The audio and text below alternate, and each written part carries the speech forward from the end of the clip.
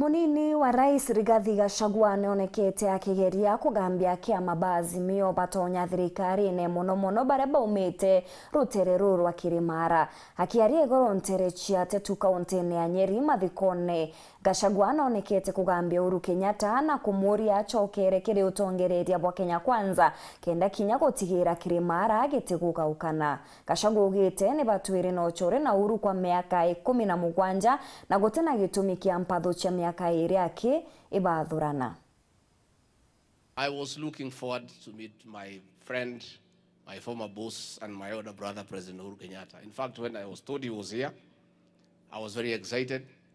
But the funeral took a bit longer, but I'm told he had to leave for some other function. I wanted to come and greet him because I've not seen him for a while, and tell him it is well. He is our son. He's our brother. We had some little disagreement. It is over. Elections are over. There's a new government, and he's our leader.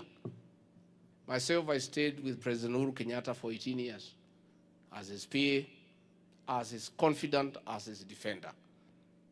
The years we stayed together as friends are 17.